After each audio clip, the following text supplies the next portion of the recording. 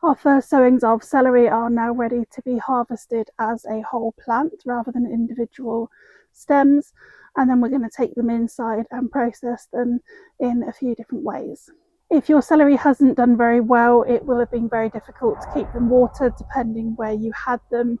Then don't forget you can still use the leaves, and you could also try and move them under cover to overwinter as well. So there are a few options still, and then hopefully your second sowings are maybe doing a little bit better if the first ones have really struggled.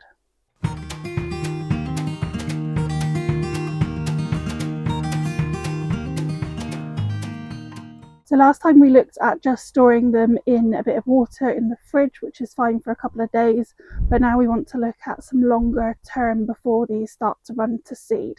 So the options I'm going to look at today is freezing, and then we're also going to freeze some along with onion and carrot as well, and then they'll be ready for soups, stews, bolognese, things like that. So for quick meals to start as a base. And then we're also going to pickle some. It's the first year that we're actually going to try this. It's only my husband who eats them fresh, so I don't know whether he's going to like them. So we're just going to do one jar and see if they do stay crisp enough for his liking, but that is also an option you could look at. And then we're also going to be giving some away as well. If your plants are smaller and they don't look like they're going to start running to seed, or you did sow them that little bit later or just joined in the second sowing, then they are probably absolutely fine to leave in situ and continue harvesting just stems. And then over winter we could also bring them in under cover if you have that space to prolong the harvest. You can find, and we definitely do find in this area in South Shropshire, that the stems aren't necessarily great quality when they are grown over winter. You still get plenty of use of the leaves and also then stems for cooking, but maybe not quite as tender and nice for eating fresh. I am going to compost the leaves today and just actually focus on the stems, but if you do want to use the leaves, then one of the options that you could do with that is actually to make some celery salt, where you would simply grind the leaves of the celery with some coarse sea salt and then lay them either on a dehydrator or into an oven with just the light on. Let that completely dry out and then grind it into a powder, and you've made yourself some celery salt quite easily. And of course the leaves can be added to stocks and stews and things as well, so there's plenty of options for them. When it comes to harvesting them, you've got a couple of different options. So you can cut it at the base, which is what I'm going to be doing today, and leave the roots in. They will regrow some stems if you do this, or you can dig them out. I don't want to dig them out because I don't want to upset the rest of the plants around these as well. And you might be able to spot here that I have already tied these up. That was just to make it easier to harvest the tomatoes and things beside, but that's a great tip to now keep them all together ready to harvest them. And then I'm just going to take a knife and run it as far down to the ground as I can, a little bit below the soil, whoops, and work your way through those roots. There we go, that's that one ready. And then while it's all tied up, I'm just gonna cut the leaves off into the compost bin.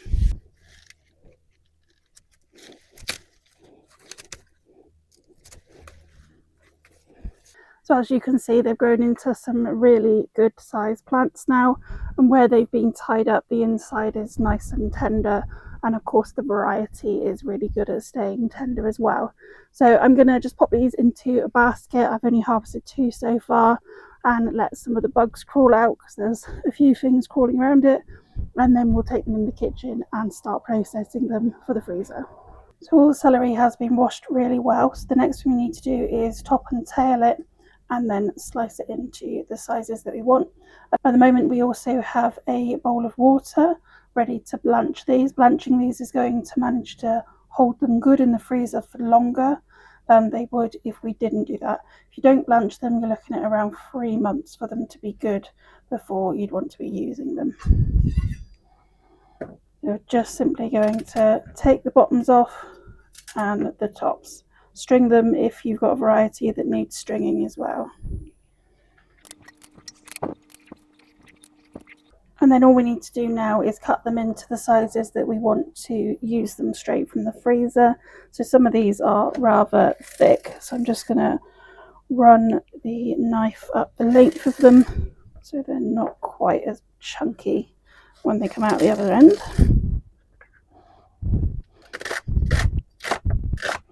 Don't forget any water that you have used to clean these, and even the water that we use to blanch them. It's not adding salt or anything like that. We can let that cool down and use it to water the garden as well.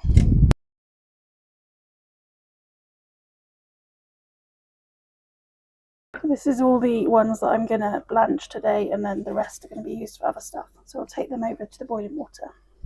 So make sure it's at a boil before you drop them in, and then just lower them into the water. Next, we want to make sure that we've got some ice water ready for when these come out. They want 3 minutes. Do start that timer when it starts to boil and bubble a bit more as well. That's the 3 minutes up, so I'm just gonna grab this little, it's like a sieve, they're really good, and pop it into the ice water. I'm going to leave it in that ice water for at least 3 minutes to let it properly cool down. And then just drain these and start them drying off.